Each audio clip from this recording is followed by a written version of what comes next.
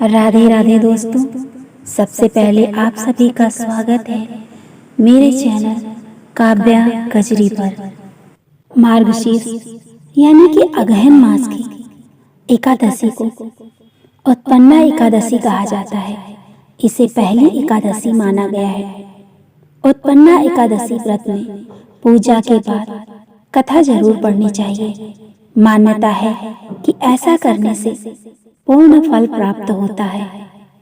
हिंदू पंचांग के अनुसार प्रत्येक मास में 2 बार एकादशी आती है। इस दिन उपवास रखने का विशेष महत्व माना गया है। मान्यता है कि इस व्रत से पिछले जन्म के सारे पाप मिट जाते हैं और पितरों को मोक्ष की प्राप्ति होती है। अगहन की एकादशी को उत्पन्ना एकादशी कहा जाता है। इसे पहली एकादशी माना जाता है। इसीलिए जो लोग इस व्रत की शुरुआत करना चाहते हैं वो इसी दिन से कर सकते हैं।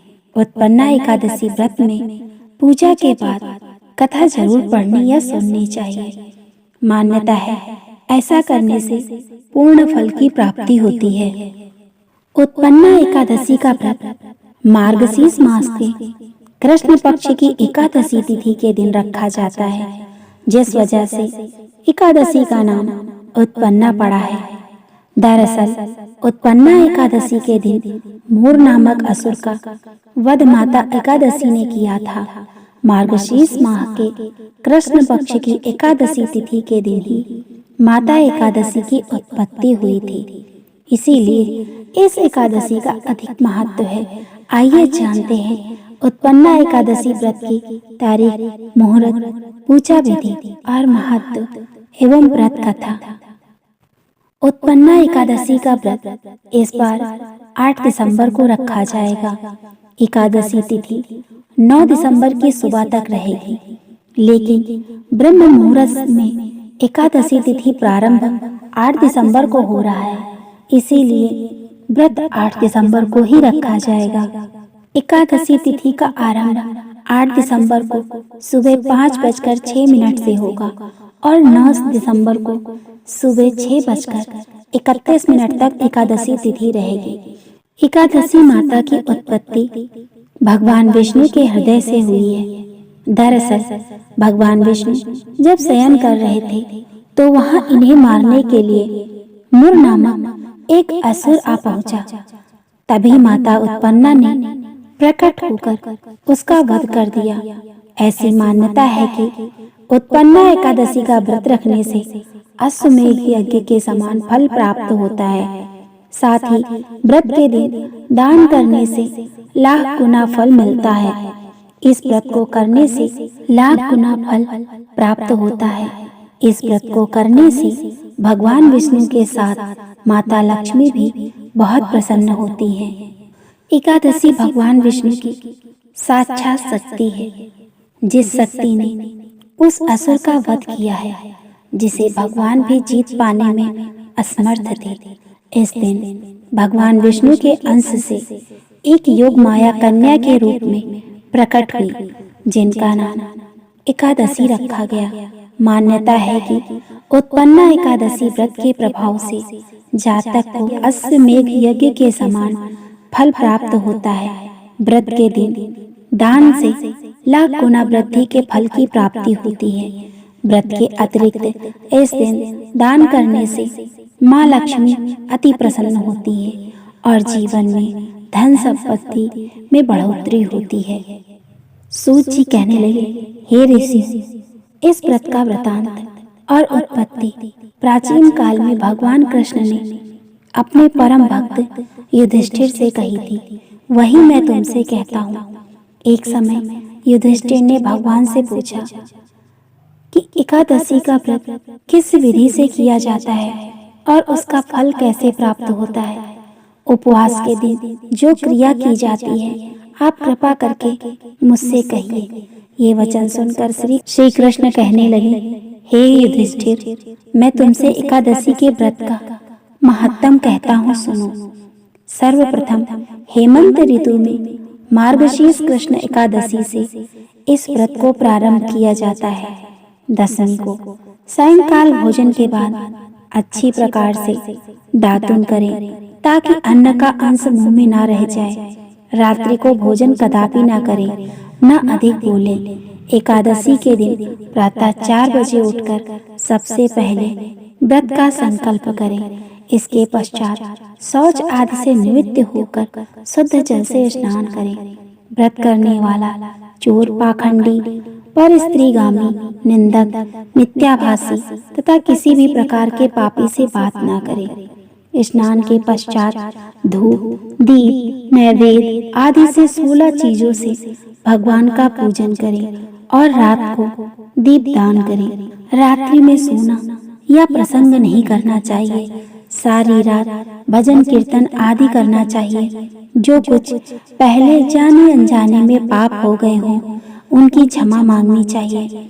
धर्मात्मा पुरुषों को कृष्ण और शुक्ल दोनों पक्षों की एकादशियों का समान समझना चाहिए। जो मनुष्य एकादशी व्रत का नियम के अनुसार पालन करते हैं उन्हें शंखो द्वार तीर्थ में स्नान करके भगवान के दर्शन करने से जो फल प्राप्त होता है वह एकादशी व्रत के 16वें भाग के भी समान नहीं है।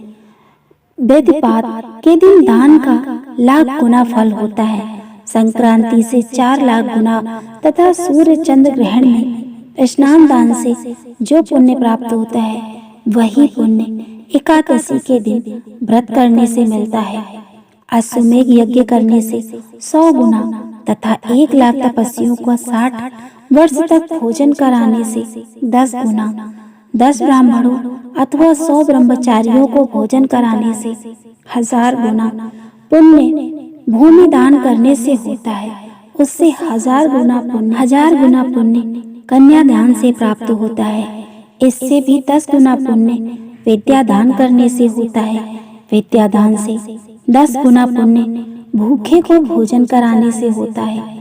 अन्नदान के समान इस संसार में कोई ऐसा कार्य नहीं जिससे देवता और पितर दोनों तृप्त होते हो, परंतु एकादशी के व्रत का पुण्य सबसे अधिक होता है।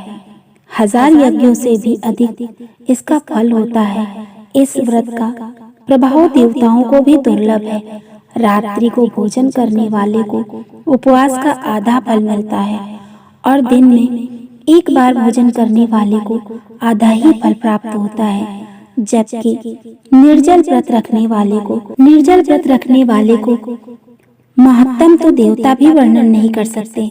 युधिष्ठिर कहने लगे, हे भगवान, आपने हजारों यज्ञ और लाख गोदानों को भी एकादशी व्रत के बराबर नहीं बताया, सो यह तिथि सब तिथियों से उत्तम कैसे हुई बताइए। भगवान कहने लगे, हे युधिष्ठिर, सतयुग में मुर नाम का दैत्य उत्पन्न हुआ। वह बड़ा बलवान और भयानक था। उस प्रचंड दैत्य ने इंद्र इत्यादि, वासु, आदित्य, अग्नि आदि सभी देवताओं को पराजित करके भगा दिया। तब इंद्र सहित सभी देवताओं ने भयभीत होकर भगवान शिव से सारा वृतांत कहा और बोले, हे कैलाशपति, मुर दैत्य से भयभीत होकर सब देवता मृत्यु लोक में फिर रहे हैं।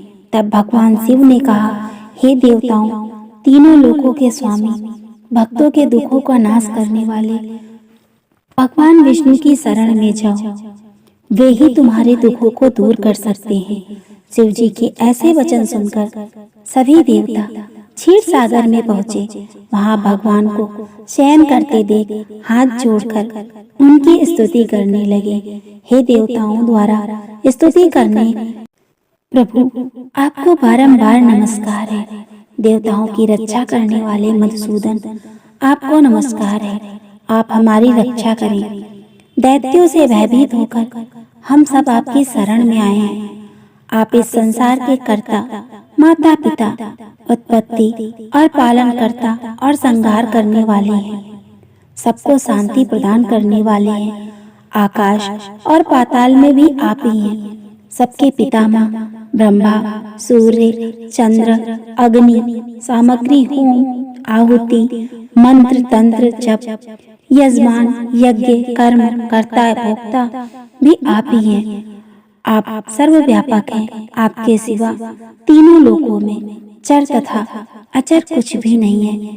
हे भगवान, दैत्यों ने हमको जीतकर स्वर्ग से भ्रष्ट कर दिया है और हम सब देवता इधर उधर भागे भागे फिर रहे हैं। आप उन दैत्यों से हम सबकी रक्षा करें। इंद्र के ऐसे वचन सुनकर भगवान विष्णु कहने लगे, हे इंद्र, ऐसा मायावी दैत्य कौन है जिसने सब देवताओं को जीत लिया है? उसका नाम क्या है? उसमें कितना बल है और किसके आश्रय में है तथा उसका स्थान कहाँ है? ये सब मुझसे कहो। भगवान के ऐसे वचन सुनकर इंद्र बोले, भगवान, प्राचीन समय में एक नाड़ी जंग नाम का राक्षस था। उसके महापराक्रमी और लोक विख्यात मुर नामक एक पुत्र हुआ। उसकी चंद्रावती नाम की नगरी है। उसी ने सब देवताओं को स्वर्ग से निकालकर वहां अपना अधिकार जमा लिया है। उसने इंद्र, अग्नि, वरुण, यम, वायु, ईश, चंद्रमा, नक्षत्र आदि सबके स्थान पर अधिकार कर लिया है। सूर्य बनकर स्वयं ही प्रकाश करता है, स्वयं ही मेघ बनकर बैठा है और सबसे अजेय है।